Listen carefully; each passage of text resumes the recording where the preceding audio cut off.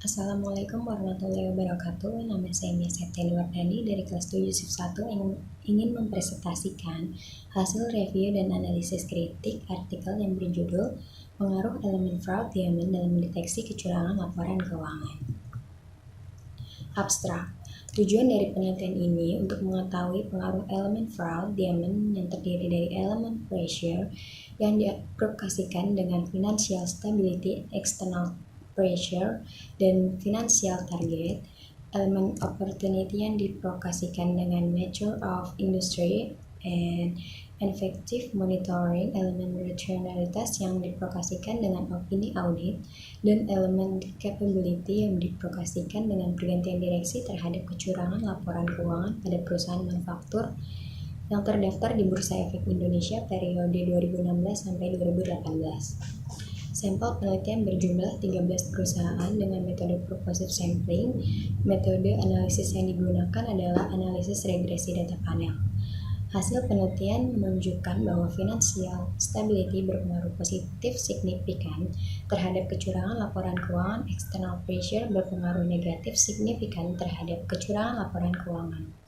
Sedangkan financial target, nature of industry, ineffective monitoring, opini audit, dan pergantian direksi tidak memiliki pengaruh signifikan terhadap kecurangan laporan keuangan.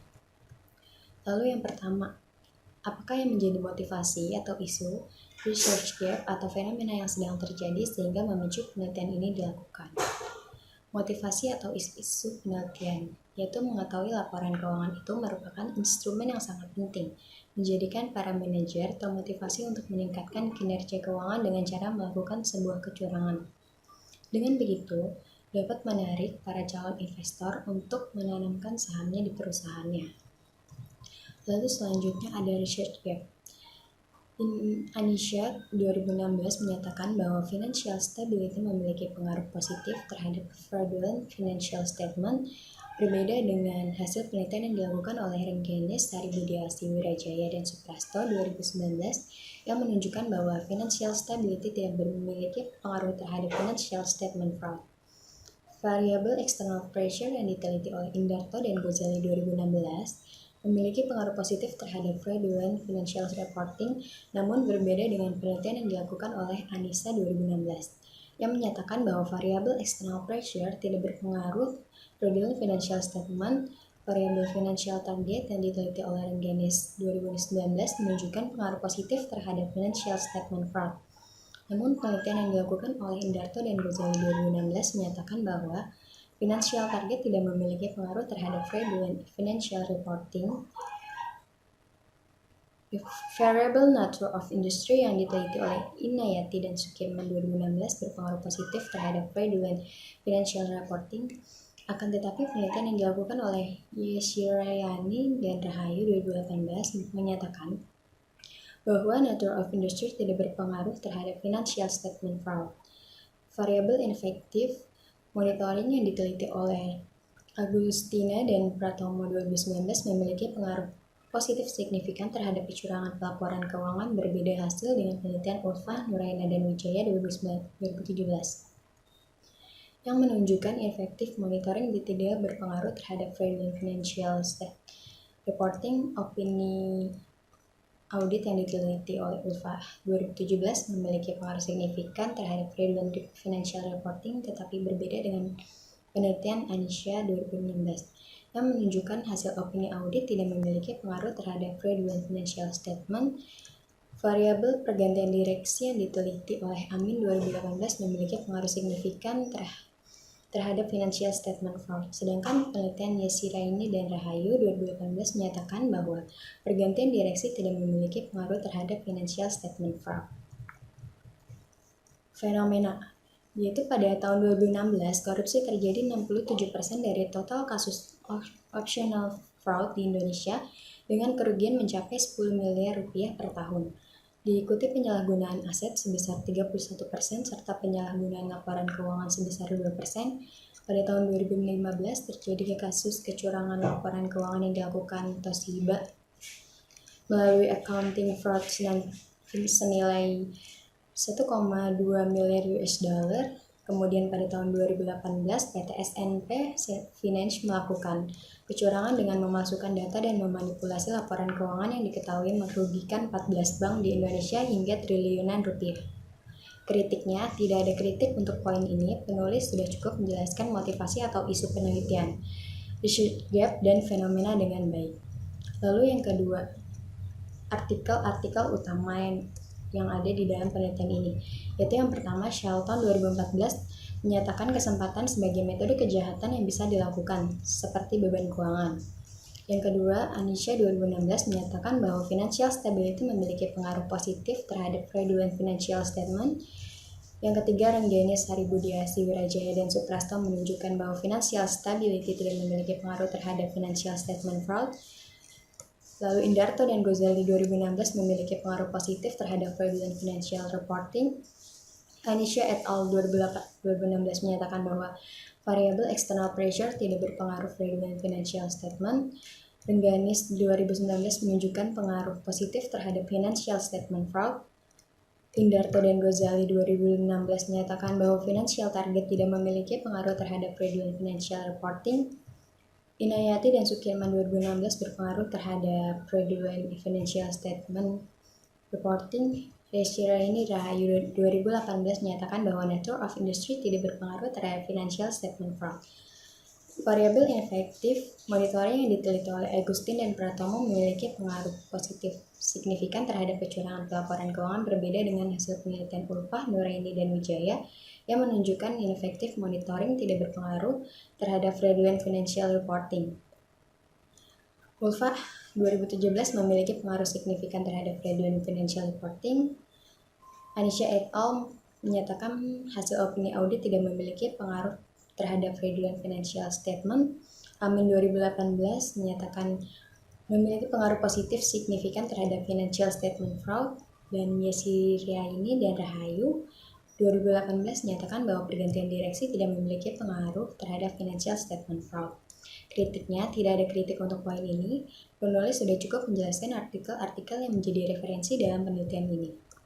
Lalu, yang ketiga, apakah yang menjadi kebaruan atau novelty dari penelitian ini, yaitu adanya sebuah hubungan antara kecurangan laporan keuangan dan stabilitas keuangan perusahaan dalam pelaporan keuangan. Tekanan eksternal yang berlebihan, target keuangan yang berlebihan, kondisi industri yang sebagai keadaan ideal suatu perusahaan industri, inefektif monitoring, opini audit, pergantian direksi yang terpampang dalam sebuah laporan tahunan. Kritiknya, peneliti sudah cukup jelas dalam menampilkan serta menjelaskan novelty di dalam penelitian ini. Lalu yang keempat, apa research question atau perumusan masalah dari penelitian ini? Yang pertama, apakah stabilitas keuangan berpengaruh terhadap kecurangan laporan keuangan? Yang kedua, apakah tekanan eksternal berpengaruh terhadap kecurangan laporan keuangan? Yang ketiga, apakah target keuangan berpengaruh terhadap kecurangan laporan keuangan? Yang keempat, apakah kondisi industri berpengaruh terhadap kecurangan laporan keuangan? Yang kelima, apakah inefektif monitoring berpengaruh terhadap kecurangan laporan keuangan? Yang keenam, apakah opini audit berpengaruh terhadap kecurangan laporan keuangan? Lalu yang terakhir, apakah pergantian direksi berpengaruh terhadap kecurangan laporan keuangan? Kritiknya, tidak ada kritik untuk poin ini. Peneliti sudah cukup jelas dalam merumuskan masalah di dalam penelitian ini. Yang kelima, apa tujuan penelitian ini? Yaitu untuk mengetahui pengaruh stabilitas keuangan terhadap kecurangan laporan keuangan. Yang kedua, untuk mengetahui pengaruh tekanan eksternal terhadap kecurangan laporan keuangan. Yang ketiga, untuk mengetahui target keuangan terhadap kecurangan laporan keuangan. Yang keempat, untuk mengetahui kondisi industri terhadap kecurangan laporan keuangan. Yang kelima, untuk mengetahui inefektif monitoring terhadap kecurangan laporan keuangan. Lalu untuk mengetahui opini audit terhadap kecurangan laporan keuangan. Yang terakhir, untuk mengetahui pergantian direksi terhadap kecurangan laporan keuangan. Kritiknya, peneliti sudah menjelaskan dengan jelas tujuan penelitian di dalam penelitian ini. Lalu yang keenam, apakah kontribusi dari penelitian ini? Yang pertama yaitu dalam studi ini fokus menjelaskan hubungan antara stabilitas keuangan, tekanan eksternal, target keuangan, kondisi industri, inefektif monitoring, opini audit, pergantian direksi terhadap kecurangan laporan keuangan. Yang kedua yaitu untuk peran stabilitas keuangan, tekanan eksternal, target keuangan, kondisi industri, inefektif monitoring, opini audit, pergantian direksi terhadap kecurangan laporan keuangan. Kritiknya, peneliti hanya menjelaskan kontribusi secara general. Di dalam penelitian ini, peneliti hanya menjelaskan kontribusinya secara implisit. Seharusnya, peneliti menjelaskan kontribusi di dalam penelitian ini lebih spesifik lagi. Lalu yang ketujuh, apakah grand teori yang digunakan dalam penelitian ini? Yaitu teori agensi, yaitu hubungan keagenan timbul karena adanya kontrak antara prinsipal dan agen dengan mendelegasikan beberapa wewenang pengambilan keputusan kepada agen. Manajemen merupakan pihak yang dikontrak oleh pemegang saham untuk bekerja demi kepentingan pemegang saham. Pihak manajemen diberikan sebagian kekuasaan untuk membuat keputusan bagi kepentingan terbaik pemegang saham, sehingga manajemen wajib mempertanggungjawabkan semua upayanya kepada pemegang saham. Kritiknya tidak ada kritik untuk poin ini, peneliti sudah cukup menjelaskan grand teori yang digunakan di dalam penelitian ini. Lalu selanjutnya, yang ke-8 yaitu ada jelaskan keterkaitan grand teori yang digunakan dalam penelitian yang sedang dilakukan, yaitu teori agensi.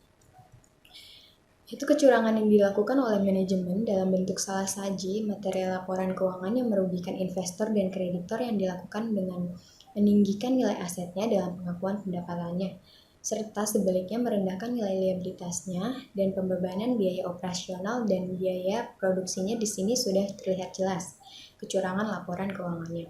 Kritiknya, tidak ada kritik untuk poin ini, peneliti sudah cukup menjelaskan dengan jelas keterkaitan antara grand teori yang digunakan dengan judul penelitiannya.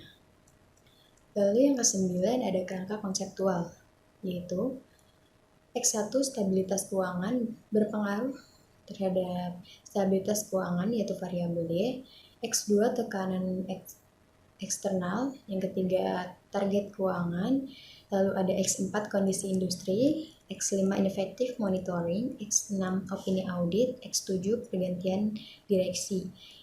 Dari X1 sampai X7 yaitu berhubungan dengan stabilitas keuangan yaitu variabel Y. Kritiknya, peneliti tidak menggambarkan kerangka konseptual di dalam penelitiannya. Gambar kerangka konseptual yang di atas merupakan hasil penelaahan oleh reviewer. Lalu yang ke-10, apakah hipotesis penelitiannya? Yaitu yang H1, stabilitas keuangan berpengaruh positif terhadap kecurangan laporan keuangan. H2, tekanan eksternal berpengaruh positif terhadap kecurangan laporan keuangan. H3, target keuangan berpengaruh positif terhadap kecurangan laporan keuangan. H4, kondisi industri berpengaruh positif terhadap kecurangan laporan keuangan. H5, inefektif monitoring berpengaruh positif terhadap kecurangan laporan keuangan. H6, opini audit berpengaruh positif terhadap kecurangan laporan keuangan. H7, pergantian direksi berpengaruh positif terhadap kecurangan laporan keuangan. Kritiknya, tidak ada kritik untuk poin ini, peneliti sudah jelas dalam menjelaskan hipotesis penelitiannya. Lalu yang ke-11, yaitu jelaskan metode penelitian yang digunakan, rancangan penelitian, definisi operasional variabel dan pengukurannya, teknik penarikan sampel, unit analisis jenis data yang digunakan, uji kelayakan model, dan metode analisis data. Yang pertama ada rancangan penelitian. Rancangan penelitian yang digunakan yaitu analisis kuantitatif. Kritiknya, peneliti sudah cukup jelas menampilkan rancangan penelitian secara jelas. Lalu yang kedua ada definisi operasional variabel dan pengukurannya, yaitu stabilitas keuangan sama dengan exchange sama dengan total aset dikurangi total aset dibagi total aset. Lalu ada tekanan eksternal debt to asset ratio, yaitu sama dengan total debt dibagi total aset. Lalu target keuangan ROA sama dengan earning after interest and tax dibagi total aset. Lalu ada sifat industri yaitu receivable, yaitu sama dengan receivable dibagi sales dikurangi receivable T-1 dibagi sales T-1. Lalu keefektifan pengawasan BDOT sama dengan total komisaris independen dibagi total dewan komisaris. Opini auditnya itu perusahaan yang mendapatkan opini wajar tanpa pengecualian dengan bahasa penjelas sama dengan 1. Lalu perusahaan yang mendapat selain opini tersebut sama dengan 0. Pergantian direksi, yaitu terdapat perubahan direksi perusahaan sama dengan 1, tidak terdapat perubahan direksi perusahaan sama dengan 0. Kritiknya, peneliti sudah jelas dalam menampilkan indikator terkait pengukurannya. Lalu ada teknik penarikan sampel. Teknik penarikan sampel menggunakan teknik purposive sampling. Dalam penelitian ini menggunakan data perusahaan manufaktur yang terdaftar di Bursa Efek Indonesia tahun 2016 sampai 2018. Kritiknya, peneliti sudah cukup jelas dalam menjelaskan teknik penarikan sampel di dalam penelitiannya.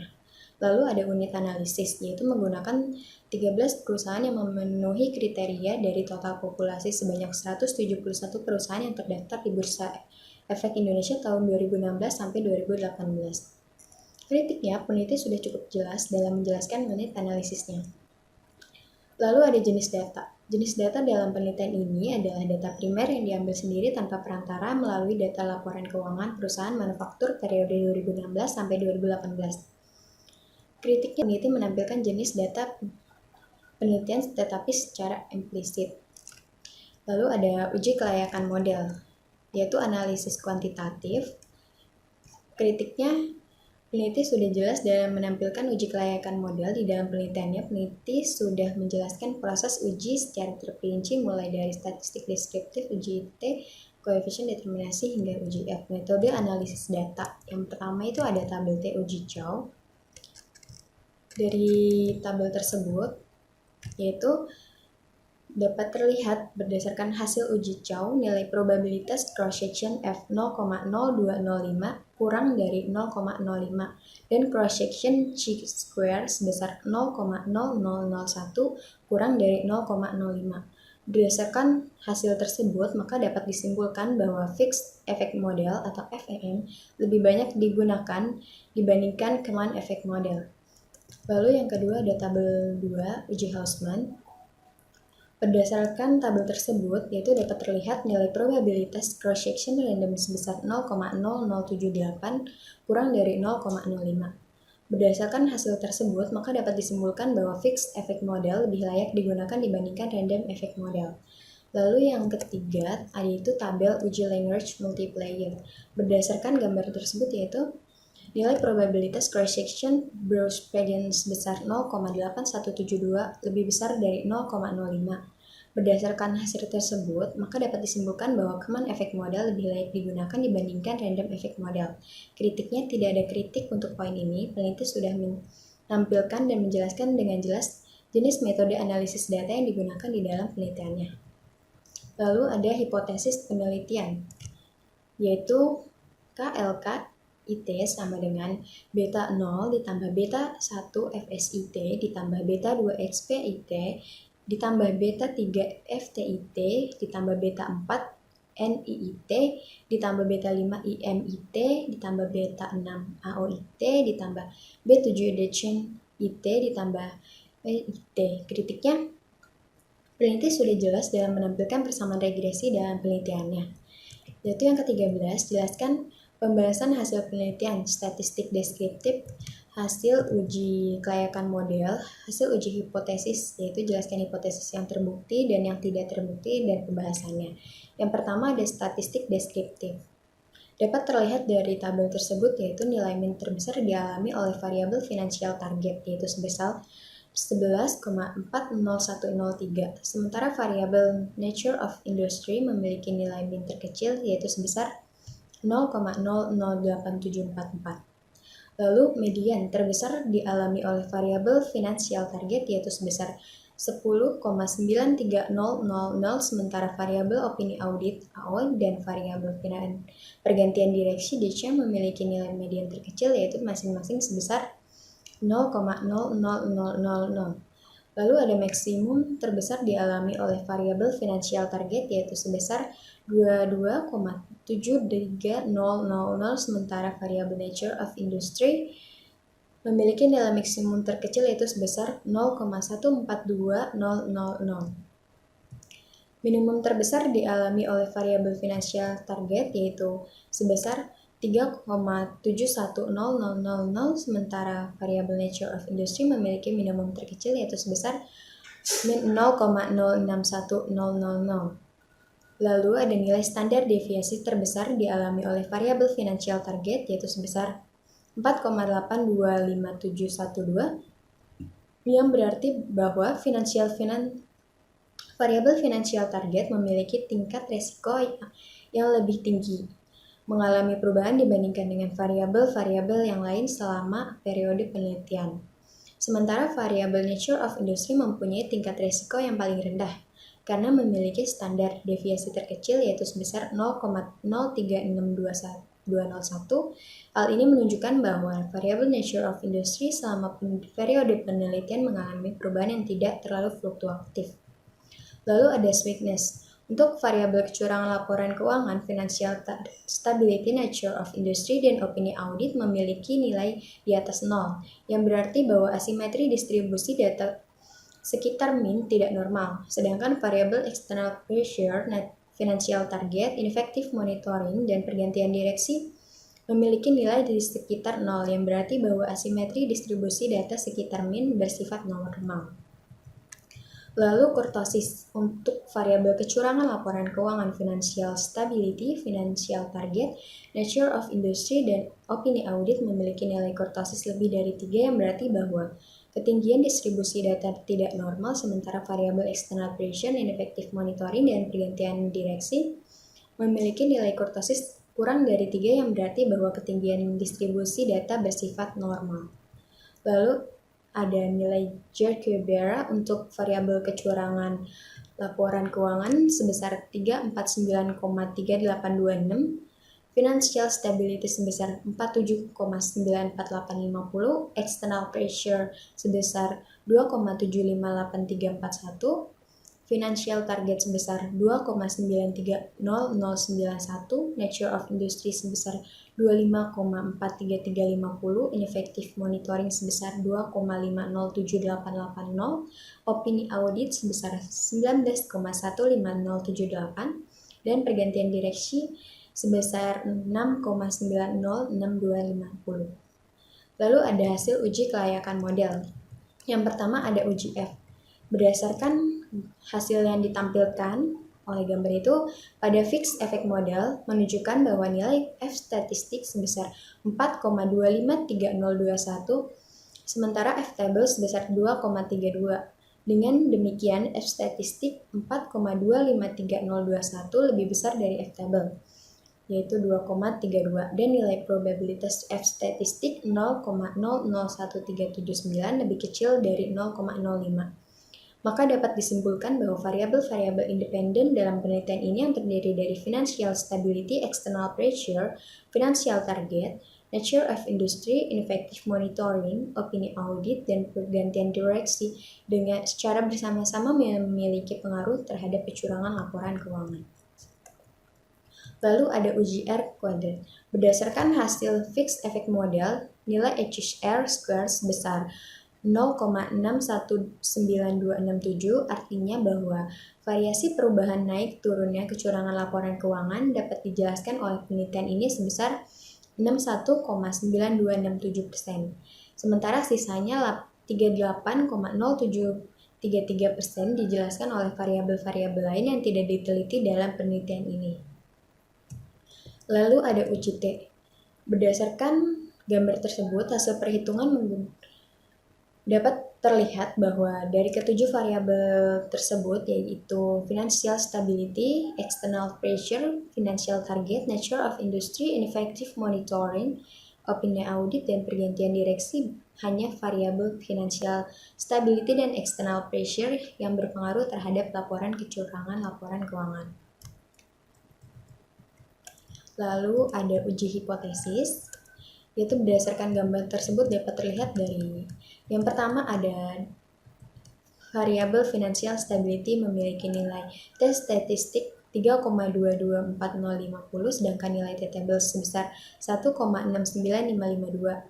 Dengan demikian, statistik financial stability 3,224050 lebih besar dari T table yaitu 1,69552, dan nilai probabilitas 0,0012 lebih kecil dari 0,05. Berdasarkan hasil tersebut, maka dapat disimpulkan bahwa variabel financial stability dalam penelitian ini berpengaruh terhadap kecurangan laporan keuangan, artinya H1 penelitian ini diterima. Lalu yang kedua, variabel external pressure yang diprogramasikan dengan rasio leverage memiliki nilai T statistik 3,797321, sedangkan nilai T-table sebesar 1,69552. Dengan demikian, tes statistik external pressure yaitu 3,797321 lebih besar dari T-table yaitu 1,69552 dengan nilai probabilitas 0,0045 lebih kecil dari 0,05.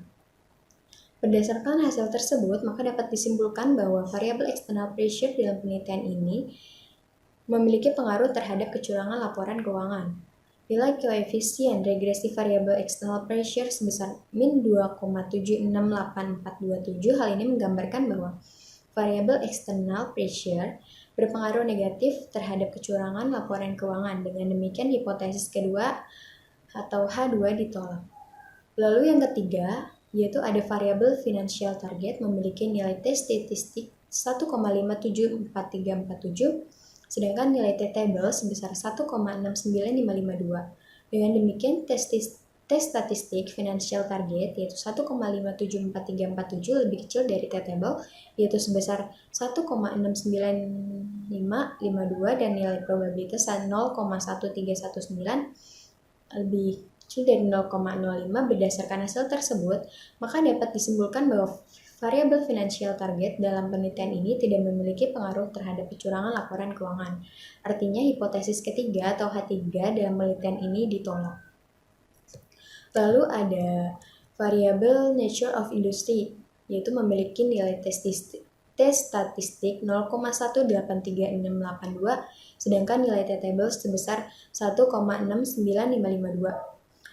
Dengan demikian, tes statistik nature of industry yaitu 0,183682 lebih kecil dari T-table yaitu 1,69552 dan nilai probabilitas 0,8562 lebih besar dari 0,05. Berdasarkan hasil tersebut, maka dapat disimpulkan bahwa variabel nature of industry dalam penelitian ini tidak memiliki pengaruh terhadap kecurangan laporan keuangan. Artinya, hipotesis keempat, H4 dalam penelitian ini yaitu ditolak. Lalu ada variabel ineffective monitoring memiliki nilai T statistik 0,543182 sedangkan nilai T-table sebesar 1,69552. Dengan demikian, tes statistik ineffective monitoring yaitu 0,543184 lebih kecil dari T-table yaitu 1,69552 dan nilai probabilitas 0,5933 lebih besar dari 0,05. Berdasarkan hasil tersebut, maka dapat disimpulkan bahwa variabel ineffective monitoring dalam penelitian ini tidak memiliki pengaruh terhadap kecurangan laporan keuangan. Artinya hipotesis kelima yaitu penelitian ini ditolak dalam penelitian ini. Lalu yang keenam ada variabel opini audit yang memiliki nilai tes statistik sebesar 1,963563 sedangkan nilai T-table sebesar 1,69552. Dengan demikian, tes statistik opini audit yaitu 1,963563 lebih besar dari T-table dan nilai probabilitas 0,644 lebih dari 0,05. Berdasarkan hasil tersebut, maka dapat disimpulkan bahwa variabel opini audit dalam penelitian ini tidak memiliki pengaruh terhadap kecurangan laporan keuangan. Artinya hipotesis ke-6 penelitian ini ditolak. Lalu ada variabel pergantian direksi. Tes statistik pergantian direksi yaitu 1,571107 lebih besar dari T-table yaitu 1,69552 dan nilai probabilitas 0,0961 lebih besar dari 0,05. Berdasarkan hasil tersebut, maka dapat disimpulkan bahwa variabel pergantian direksi dalam penelitian ini tidak memiliki pengaruh terhadap kecurangan laporan keuangan. Artinya, hipotesis ke-7 penelitian ini ditolak. Kritiknya, tidak ada kritik untuk poin ini. Peneliti sudah jelas dalam menampilkan hasil penelitian yang terdiri dari statistik deskriptif, hasil uji kelayakan model, dan uji hipotesis. Lalu yang terakhir, apa kesimpulan, keterbatasan, dan implikasi dari penelitiannya? Yang pertama yaitu kesimpulan. Financial stability yang dihitung dengan menggunakan rasio perubahan total aset berpengaruh positif terhadap kecurangan laporan keuangan. Hal ini dibuktikan dengan variabel financial stability memiliki tes statistik 3,224050 lebih besar dari T-table, dan nilai probabilitas 0,0012 lebih kecil dari 0,05. Pada setiap kenaikan pada rasio perubahan total aset akan menaikkan risiko terjadinya kecurangan laporan keuangan, maka kenaikan rasio perubahan total aset dapat menjadi tekanan bagi pihak manajemen perusahaan untuk melakukan kecurangan dalam kondisi keuangan yang tidak stabil. Lalu yang kedua yaitu external pressure yang dihitung dengan menggunakan rasio leverage yaitu debt to asset ratio berpengaruh negatif terhadap kecurangan laporan keuangan. Hal ini dibuktikan dengan variabel external pressure yang memiliki tes statistik lebih besar dari T-table dan nilai probabilitas 0,0045 lebih kecil dari 0,05 serta nilai koefisien regresi di variabel external pressure sebesar 2,768427. Hal ini disebabkan karena semakin tinggi rasio leverage maka akan semakin rendah tingkat kecurangan laporan keuangan. Kemungkinan pihak eksternal yaitu pihak kreditor mampu mengawasi siklus utang perusahaan sehingga meminimalisir kemungkinan terjadinya kecurangan laporan keuangan. Lalu yang ketiga, financial target yang dihitung dengan rasio return of asset atau ROA tidak berpengaruh terhadap kecurangan laporan keuangan. Hal ini dibuktikan dengan variabel financial target memiliki T statistik lebih kecil dari T-table dan nilai probabilitas 0,1319 lebih besar dari 0,05. Hal ini menunjukkan bahwa setiap kenaikan pada rasio return on asset tidak memiliki tekanan bagi pihak manajemen perusahaan ketika ingin meningkatkan perusahaan, dikarenakan kenaikan tersebut diiringi dengan peningkatan mutu operasional. Lalu yang keempat ada nature of industry, yaitu dihitung dengan menggunakan rasio perubahan persediaan yang tidak berpengaruh terhadap kecurangan laporan keuangan. Hal ini dibuktikan dengan variabel nature of industry memiliki nilai T statistik 0,183682 lebih kecil dari T-table yaitu 1,69552 dan nilai probabilitas 0,8562 lebih besar dari 0,05. Hal ini menunjukkan bahwa setiap kenaikan atau penurunan rasio perubahan persediaan tidak berpengaruh bagi pihak manajemen perusahaan untuk melakukan kecurangan laporan keuangan. Lalu yang kelima yaitu ineffective monitoring tidak berpengaruh terhadap kecurangan laporan keuangan. Hal ini dibuktikan dengan variabel ineffective monitoring memiliki nilai T statistik yaitu lebih kecil dari T-table dan nilai probabilitas 0,5933 lebih besar dari 0,05. Hal ini terjadi karena kemungkinan keberadaan Dewan Komisaris independen akan memberikan sedikit jaminan bahwa pengawasan perusahaan akan semakin independen dan objektif serta jauh dari intervensi pihak tertentu. Fraud dapat diminimalisir salah satunya dengan mekanisme pengawasan yang baik. Keberadaan Dewan Komisaris independen dalam suatu perusahaan merupakan suatu dalam faktor yang signifikan dalam peningkatan pengawasan operasional perusahaan. Lalu yang keenam, opini audit, yaitu tidak berpengaruh terhadap kecurangan laporan keuangan. Hal ini dibuktikan dengan variabel opini audit yang memiliki nilai T statistik lebih besar dari T-table. Hal ini menunjukkan diperoleh atau tidaknya opini audit tersebut, maka tidak mempengaruhi kemungkinan dilakukannya rasionalisasi atas kecurangan laporan keuangan oleh pihak manajemen perusahaan. Lalu yang terakhir, pergantian direksi tidak berpengaruh terhadap kecurangan laporan keuangan. Hal ini dibuktikan dengan variabel pergantian direksi, yaitu memiliki nilai T statistik lebih besar dari T-table dan nilai probabilitas 0,0961 lebih besar dari 0,05. Hal ini menunjukkan bahwa pergantian direksi tidak dimanfaatkan sebagai kemampuan untuk melakukan kecurangan atas laporan keuangan. Kritiknya, peneliti sudah jelas dalam memberikan kesimpulan berdasarkan jawaban rumusan masalah, yaitu ada keterbatasan. Yang pertama, peneliti hanya menggambarkan sampel perusahaan manufaktur sehingga hasil penelitian ini hanya membuktikan hasil pengaruh kecurangan laporan keuangan di ruang lingkup itu saja. Lalu yang kedua, model penelitian ini hanya menggunakan financial stability yang diukur dengan rasio perubahan total aset, external pressure yang diukur dengan rasio leverage yaitu debt to asset, Nature of industry yang diukur dengan rasio perubahan persediaan, ineffective monitoring, opini audit, dan pergantian direksi. Lalu yang ketiga, periode pengamatan dalam penelitian ini hanya menggunakan periode penelitian selama 3 tahun pengamatan. Kritiknya, peneliti sudah cukup jelas dalam menjelaskan keterbatasan di dalam penelitian ini. Lalu ada implikasi. Penelitian memberikan rekomendasi berdasarkan penelitiannya bagi peneliti selanjutnya. Diharapkan dapat menggunakan sektor perusahaan lain dan menambah periode pengamatan dan juga dapat menggunakan variabel-variabel independen lain yang bisa digunakan untuk memproyeksikan elemen fraud diamond bagi investor dan calon investor. Penelitian ini dapat digunakan sebagai salah satu pertimbangan dalam memilih perusahaan manufaktur pada saat ingin berinvestasi. Dengan melihat kriteria-kriteria yang dapat menunjukkan apakah perusahaan tersebut dapat melakukan kecurangan laporan keuangan atau tidak. Kritiknya, tidak ada, yaitu karena peneliti sudah jelas dalam menjelaskan implikasi penelitiannya. Cukup sekian presentasi dari saya, kurang lebihnya mohon maaf.